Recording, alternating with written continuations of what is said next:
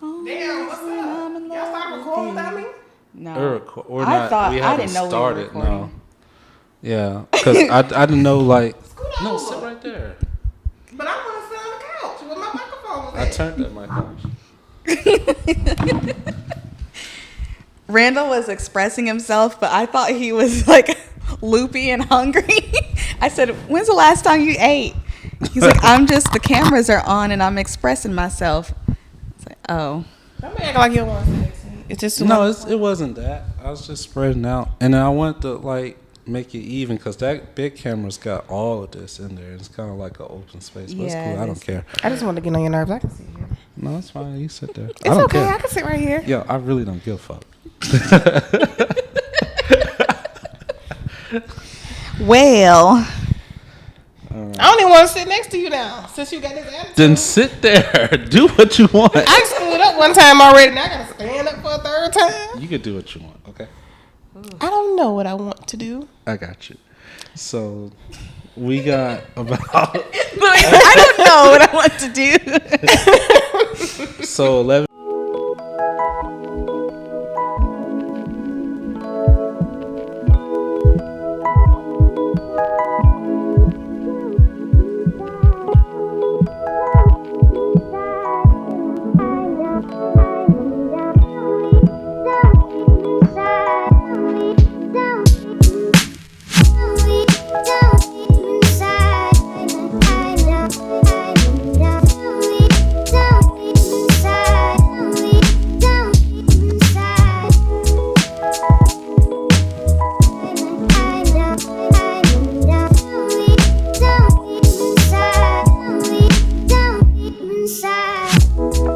Welcome to Consequences of Our Culture podcast. Today we will be discussing alcohol because the first time we discussed it was kind of mid, honestly. So we're going to try to expand. We're going to try, no guarantees, to expand on it. And we brought in a couple of experts. Of course, you know Amber. She's here a lot. And little do you know, like, she used to model and sell alcohol drinks. Yeah, like we both do Oh, it like now. the promotion? Yeah. Yeah, Yeah. she put me on. Yeah. Yeah, and then Q, it's a bartender. And yeah. And me and Steph are here. So so Show up at those places where we they could sell reintroduce alcohol. ourselves. Right. Yeah, we. I'm Randall. I'm Stephanie. I'm Amber. And I'm Q. And yeah, let's get into it. So, you know, you guys are like the Dundadas of alcohol, like the professionals, top notch. We went and got the best when we got you guys. So, you know, what Q, because I think we've asked you, Amber, what is your wildest experience with alcohol? Oh my God, there's been so many. I don't even know. I don't know. All I can say is that I've definitely lost jobs because of alcohol. So I guess that's kind of wild. You right? lost? Yeah, it's definitely wild. I've You lost jobs? multiple jobs for alcohol. Damn, Q, that kind of sounds like a problem. Luckily, everybody's hiring.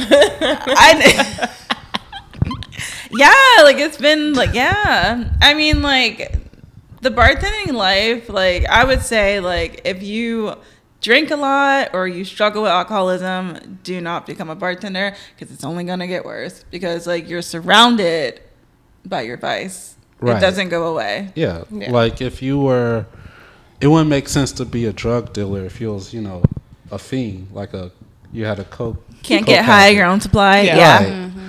So, would you say you struggle with alcoholism? 100%. Wow. Definitely. Only because... So big and honest of you. I am, because I've actually, this is going to be the year that I'm really not drinking anymore because I've already kind of cut back a lot. And my birthday is this week. And so we're going to do kind of a last little hoorah. And then I already told my dad, I'm just going to maybe I'll drink twice a week and then eventually not anymore. But I have to be realistic about it. I can't just say, oh, I'm done. Right. Yeah. Because I've tried that and it doesn't work. So I'm just creating a plan because I want to be able to drink without it controlling me. I don't want to have to stop because I do enjoy having a glass of wine at night. but I just don't want to get to a point where it's like say me and you, we go out and we're like, oh, let's go get dinner, and then we'll have like our margaritas, and then we're like, oh, well, let's do a shot, and then we'll do another shot, and then we'll do another shot. It's like that little thing in your head that tells you to stop. It's like I don't have that sometimes, and that's when it starts to get like dangerous. Where do you think that stemmed from? Like, where did that start? Well, I started drinking when I was like 15. I was really young. And I was drinking because I had really bad anxiety, but I didn't know it was anxiety. I never knew what it was, but I've always had it like since I was like 8. And I would talk to my parents about it. I would talk to like my sisters about it, and like no one like could tell me like why I was having these feelings and thoughts and why I was so anxious. The only thing that helped was alcohol. And I discovered it by accident. I went to like a house party. It was like a college party, and I got drunk, and I was like, oh my God, like I am not myself, and I love it. Like I can just like relax, and like all those worries were like gone. And then it became like my thing. And that's just how it happened. You used it as a coping mechanism? Definitely. Dang. Definitely. And so you said you started when you was 15? Mm-hmm. And so over the years, has it accelerated, or it's basically stayed the same? It wasn't that when I was drinking when I was younger, it wasn't like bad. It was like normal teenage, like just drinking. Just trying it because you went out with your friends. Exactly. You know? Like it wasn't like everyone was doing it. Yeah. But then like it really got kind of like intense whenever I started bartending. I'll definitely say that, because like the first bar that I worked at, they would all just be hammered all the time. And I was the one that was like, what are y'all doing? Like, what? Like, and then like at some point you kind of feel like the odd ball out. Like I'm the only one that's like, you know, not having a good time. Like they would make you feel bad about it. And then eventually I just kind of gave in, and it became like a habit. It was like, okay, going to work, getting plastered, and yeah, very toxic. Very toxic. Yeah. When did you recognize that you were falling into alcoholism? Like, because a lot of people are like alcoholics, and they have no knowledge of it. They was like, well, I could stop whenever I want to, but they don't stop. Mm-hmm. They always choose not to. So you obviously identified it. When did you identify it? I think I identified it when I was dating somebody, and we were fighting a lot because we were both just drinking a lot. Like all we did was just like drink. So I was drinking at work, I was drinking at home. Damn. It's like all I was doing was drinking, and I was like, this is like not normal. Right. And I at least knew that. I was like, this isn't right. And like all my friends weren't drinking. It was just the people that I worked with, and then a guy I was dating. And that's kind of why we broke up. I was like, I need to get out of this environment. I need to. But then like it kind of like stuck with me, like the alcoholism. And I thought taking him out the picture would make it, oh, that's the solution. It wasn't. I had to like deal with it like internally, and I'm still dealing with it. Yeah. Okay, so would you consider yourself, because you say you work around, you're a bartender, obviously. So you say you work around it. So would you consider yourself a functioning alcoholic? Like, and how do you, like, you know, how do you work day to day being around, like, you know, your vice? How does that work? It's not so bad anymore because I'm so like self-aware, and I have a plan now. So, but before I had like structure, it was kind of like a hot mess, because like someone will be like, hey, can I buy you a shot? I mean, you want to say no, but then like the most minor inconvenience will happen, and you're like, I need a shot. Yeah. And you really don't. It's just your mind playing. It's the disease. Like alcoholism is a disease, and it like wants you to give in. Yeah. So if you're not like strong enough to ignore that little voice in your head, you know, it can create issues. Okay. Mm-hmm. And what boundaries have you put in place, or what boundaries, you know, because you're saying your birthday's your last little hurrah. Mm-hmm. What boundaries do you plan to put in place to keep you from like after my birthday? Yeah. So I only want to drink twice a week, and that's even if I do. Like I don't want to have to like need a drink. See, my thing is, I think the most minor accomplishments means, oh, let's celebrate, let's do a shot. I got an A on my midterm, let's do a shot. You know what I mean? And it's like there's other ways that I can celebrate. Like, and honestly, when I don't drink, I feel so much better. Like so much better. Yeah. Skin be on glow. Like I'm not groggy. So it's just like sometimes like my friends could be a bad influence. Not throwing anybody under the bus. But like I'll even like write my friends. Like this week I wrote all my friends and I was like, guys, I'm not drinking. I need to save money. I need to whatever. Not only like maybe like an hour later, like, hey, do you want to go out tonight? Do you want to, you know what I mean? And it's like, it's not their fault. Like they're just extending the invitation. It's my job to say, oh no, I'm just chilling. But the temptation is so hard. Like it's difficult. It's definitely difficult. Every activity involves drinking. Like, every damn activity involves drinking. You can go to adult arcade and they still got beer. You know, a baby shower. Yeah, they have so alcohol. It's everywhere. So you know. Yeah, so long we've used it as a coping mechanism. So yeah, I definitely get that. And it is normalized. Like drinking is just like normalized. Yeah, it's extremely normalized. Half the time I don't even know how to even hang out as an adult without it. Like my go-to is always, you know, hey, you want to go get a drink? Want to go hang out? Go to a bar. Like that's like my go-to to go hang out and like, or you know, maybe get food. But even then, if we're getting food, I'm probably gonna get a drink too. Yeah, I'm only picking a restaurant that has like alcohol. Okay, do they have liquor? Okay, then we're good. And I'm more when I go, I'm looking at the drink menu before the food. Like I don't even care about the food. I'm like, what kind of drinks do they have? You know, like I'm like, what is wrong? This is an issue. What is wrong with me? Yeah. But I think that's good that at least you're like self-aware. And you were able to recognize. Definitely. Like, okay, I got a problem. Need to like rein it in, and that's amazing. Thank you, guys. I hope you get better. Thank you. So alcohol actually brought you guys together, correct? Yes, I was telling them. I was like, I met you at the bar. Yes, that was. Oh my god, I instantly like fell in love with Brooke. Yeah, I loved her from like the day I met her. I was like, oh yeah, we're amazing. I was like, we're gonna be best friends, 1000%. I was like, damn, that bitch is right. We are gonna be best friends. I need to follow those directions. So yeah, it worked out well for us, for sure. Yeah, that's good. And you guys have actually been bartenders together, right? We never actually. Oh no. I mean, at the lounge, I taught you some things. I would say, yeah, you made some drinks. Yeah, we bartended. Yeah. They drank them. Can I say they was good? I don't know. But they consumed them. Mm-hmm. No, she was good.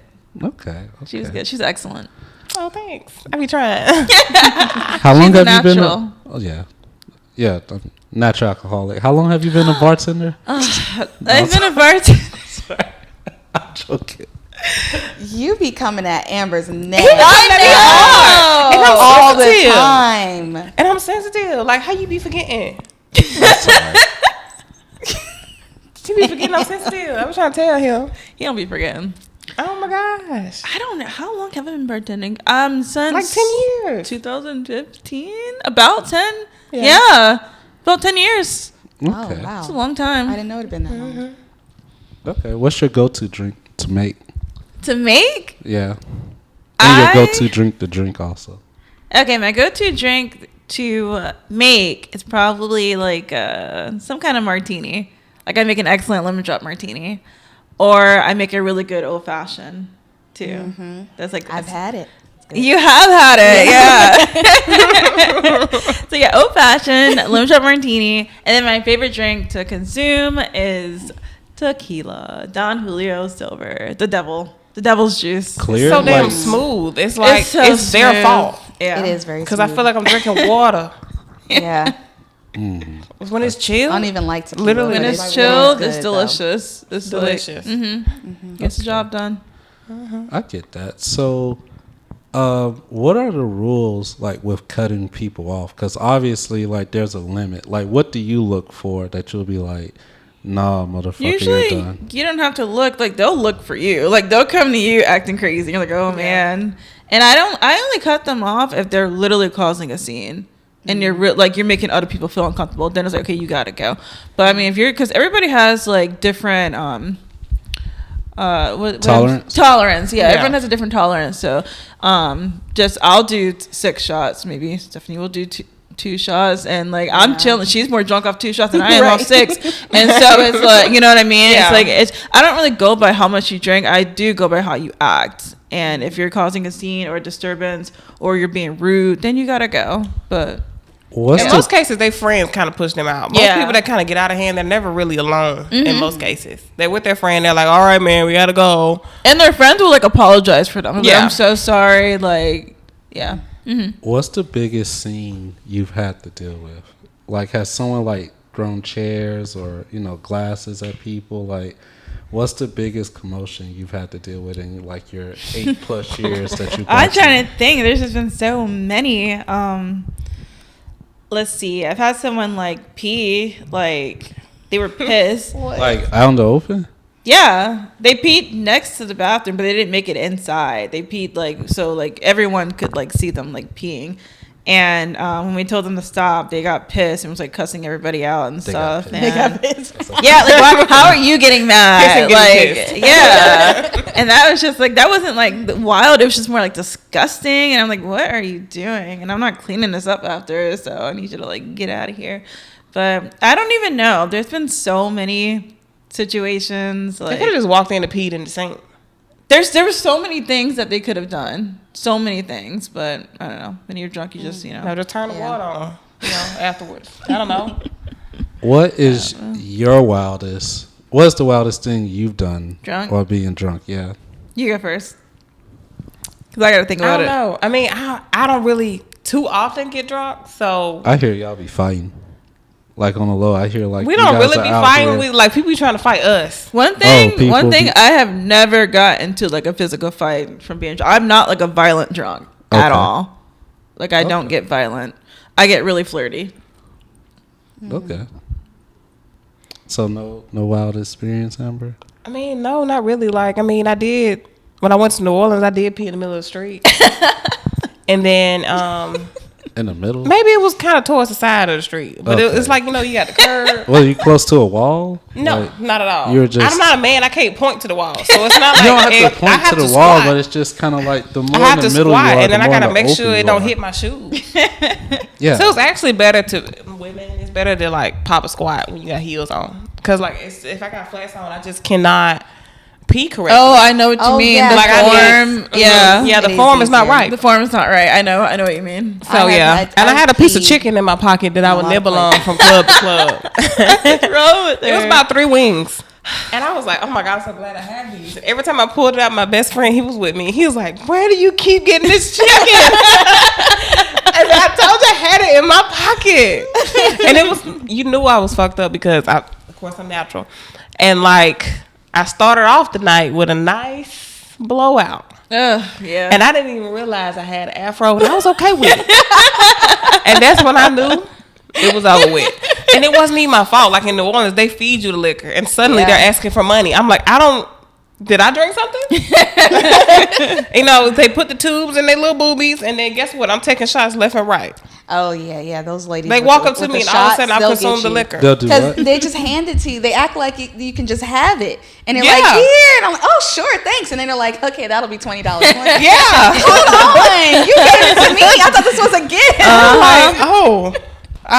Yeah, they will. How do I send you right? I'm like, what? I kind of want to know what you guys' experiences, because I know one of you have. Oh had. yeah. Okay, I want to hear, because me and Brooke been in a hot seat. So the whole night. I mean, I haven't had like too many things because I usually try to not get like just drunk and all that, because I just, as a woman, like I feel like I need to know what's going on at all times, be able to get home, all that. But there has been some times when I was in the military. There was one time in particular, and I feel like I really, honestly, have never been able to live it down. When the first time I drank, when we went to England, because I was like 19 when I first joined the military. And in England, the drinking age is 18.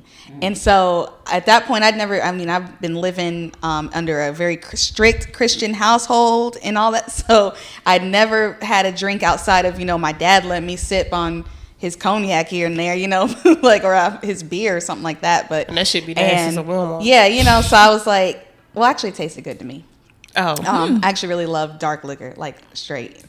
It's just, I don't know, it tastes good. Not cognac. I might do some whiskey. Yeah, cognac is too. like I can't cognac. do I cognac. like it. Cognac. Ooh, Ooh, sip on it. It's good. Yeah. Well, anyway, we so we get to the first spot we get to on our way to England.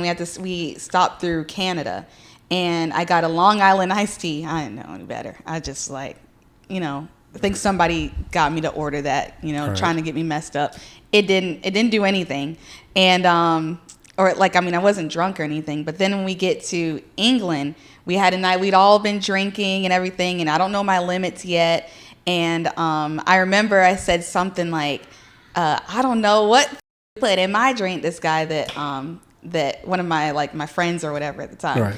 And to this day, they're just always like, Bivens was so drunk. She was like, I don't know what put in my drink.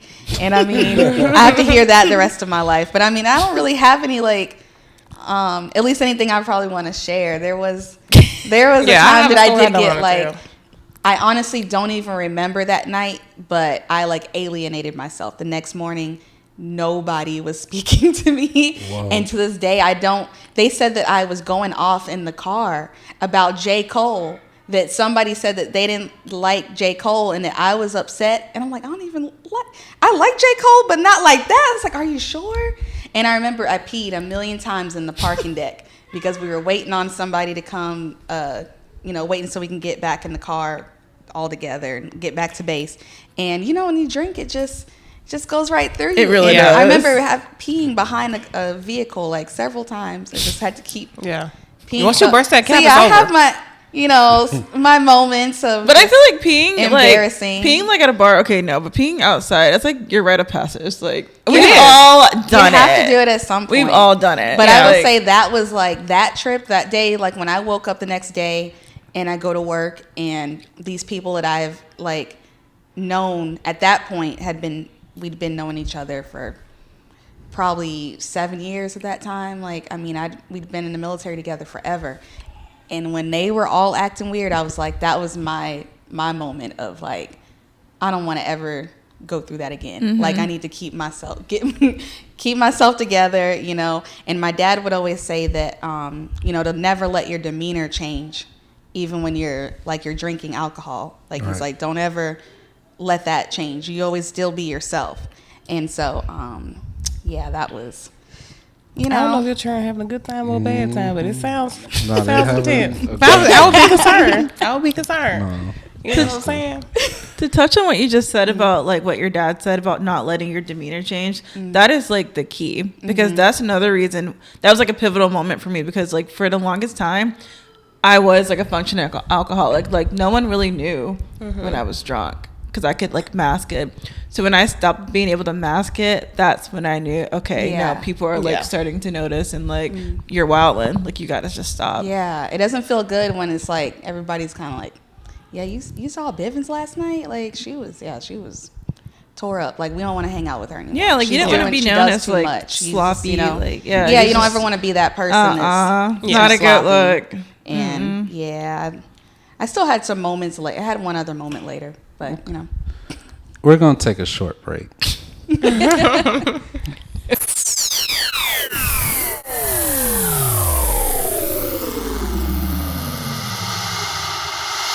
Welcome back. And we're here. We lost Q, unfortunately. She's in a better place.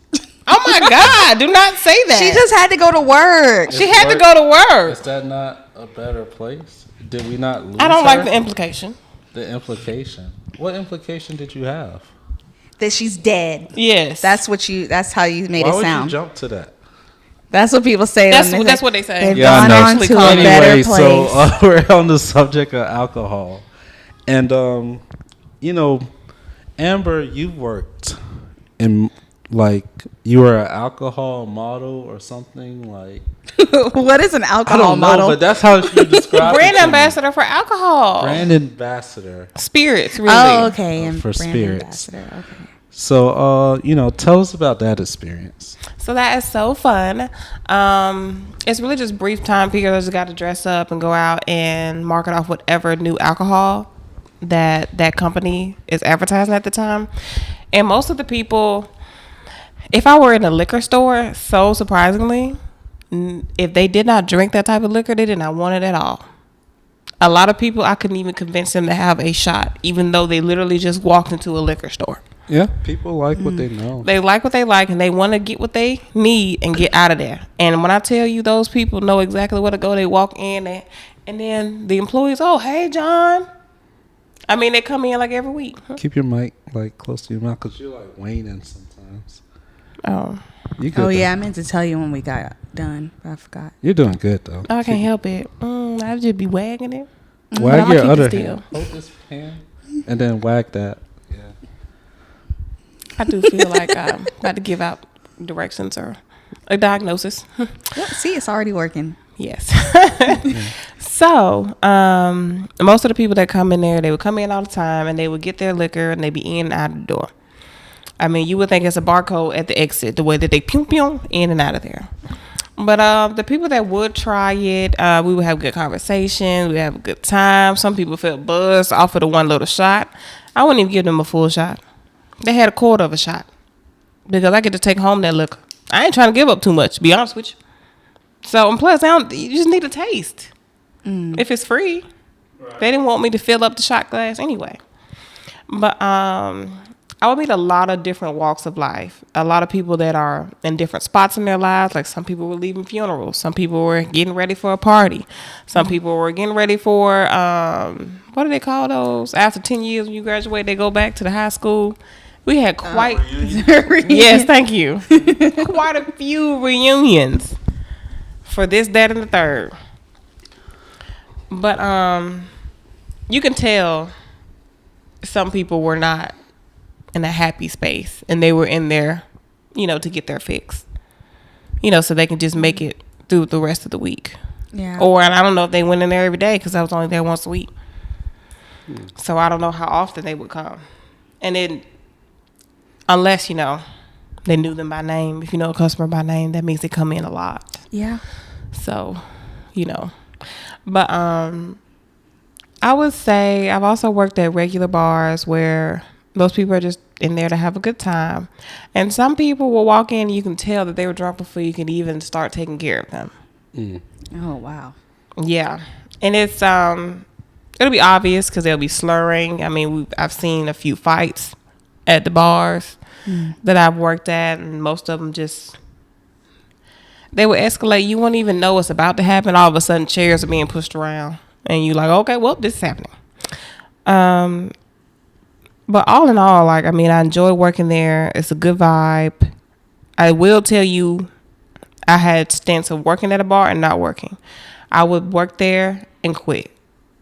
Work there and quit. Because it just wasn't the environment for me. Do I like it? Yes, but in increments. Right. Because anytime I work at a bar, I'll end up drinking. Right.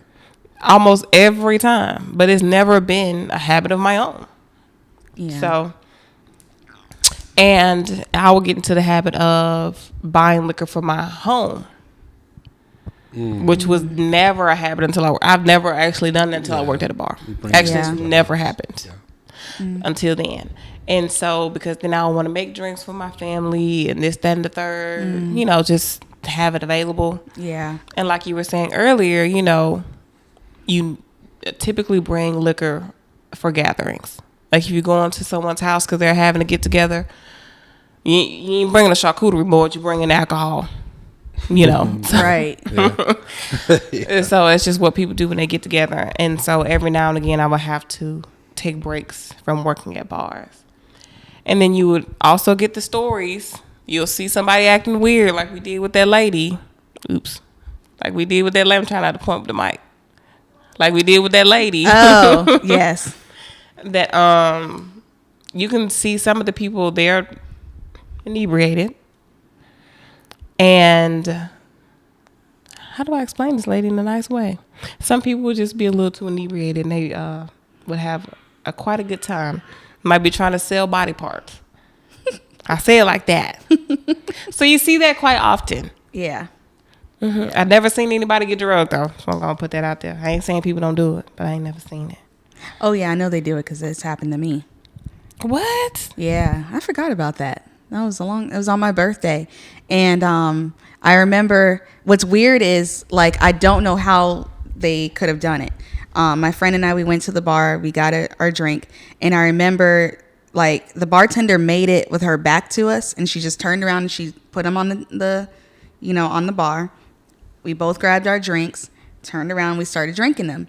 And it was like almost immediately, like a couple, like maybe 5 minutes in, sipping on the drink or whatever. And then I remember I started to feel just a little off, a little weird, or like almost like I was like getting drunk already. But I was like, I only had a few sips of this drink. Like, I'm a lightweight, but not like that, Yeah. So then I was like, well, let me go to the bathroom and just kind of like, I just remember thinking, like, let me go to the bathroom and kind of get myself together. And went to use the bathroom.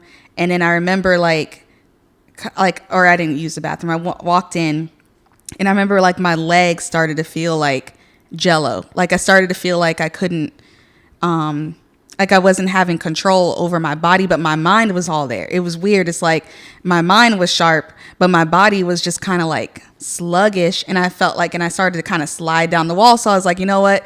I like went back to my family and my friends, because my cousin was with me, my best friends. It was my birthday night. We were hanging out in Atlanta.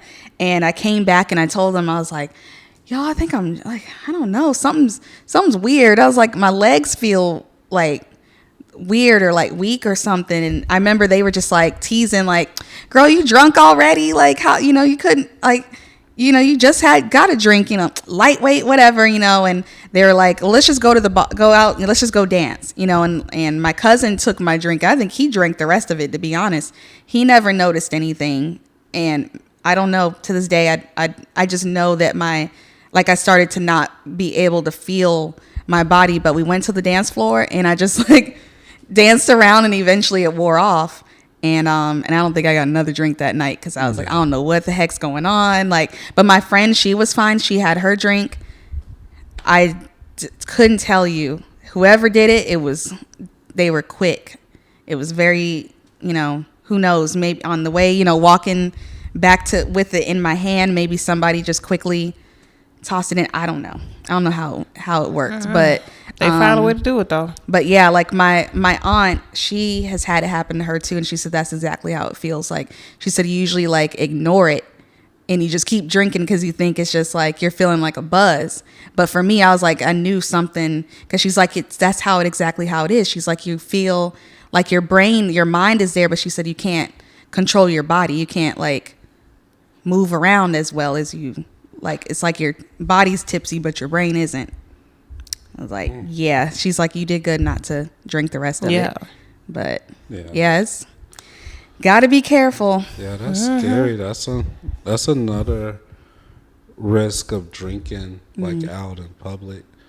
But yeah, fortunately, I'm definitely a homebody, and I stay away from those types of areas. I just thought of two like drinking stories, but they're not like me necessarily. They're like other people that I were around. Like so the first one, because I already explained like the one I had on the truck, like on the first episode. But the first one, the other one, so I was working at Circle K, and like these high school kids had just graduated, and like I'm telling you, they must went to a big high school, one of those big ones, but they flooded my little parking lot. I worked the night shift.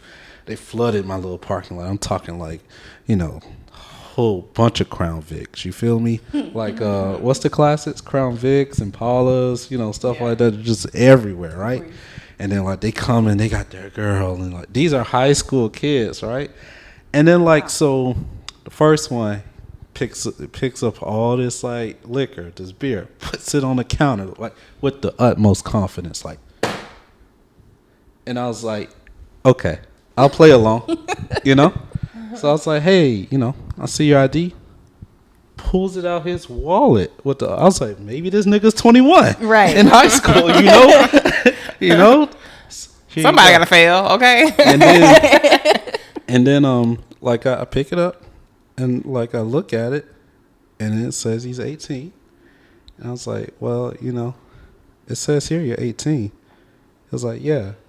So you're not gonna let me get it? I was like, what the fuck we do all this for? No. If I'm asking you these extra questions, no. But anyway, the second one was so we're in this military. It's kind of like it's a change of command.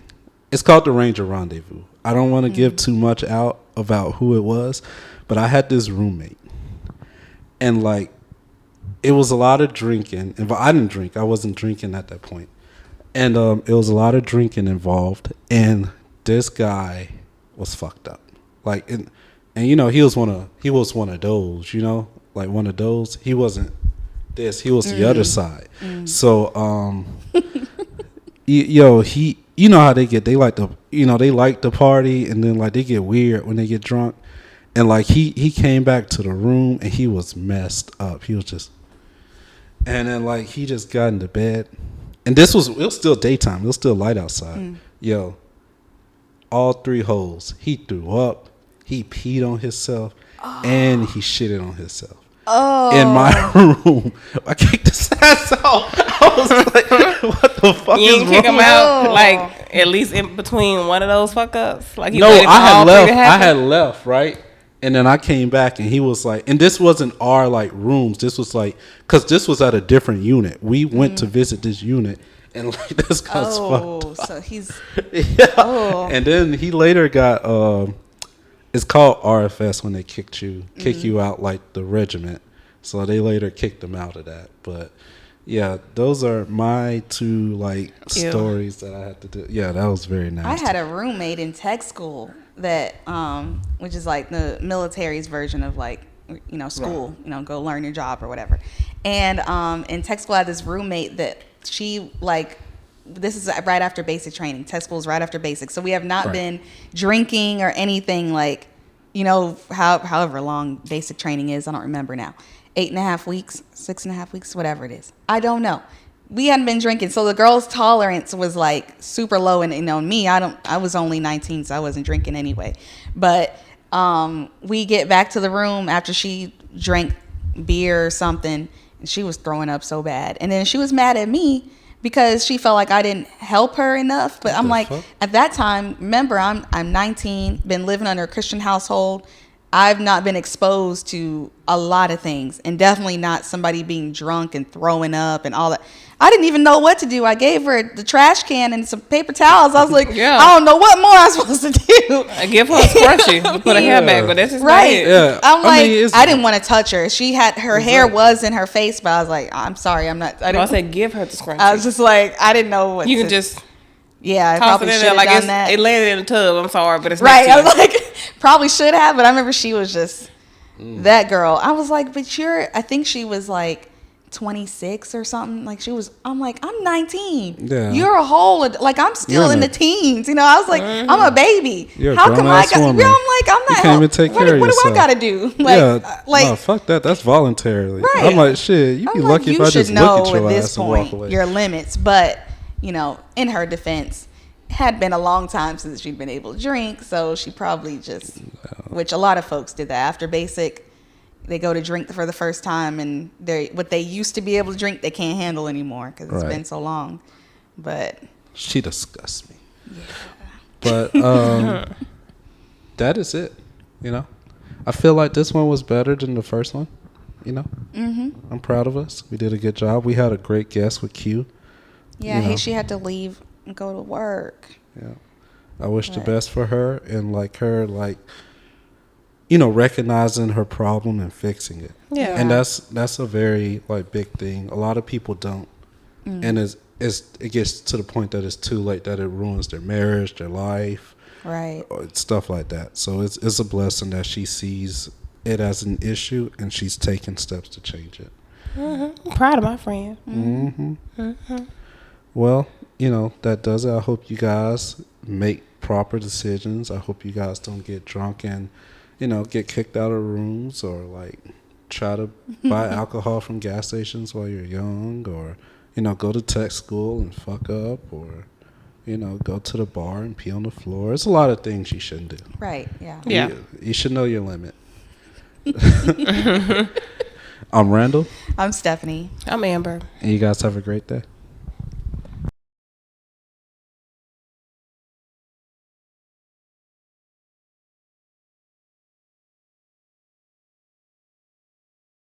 You guys were going to a good place. I don't know what more. I think without Q, I don't know what to expand. You're right.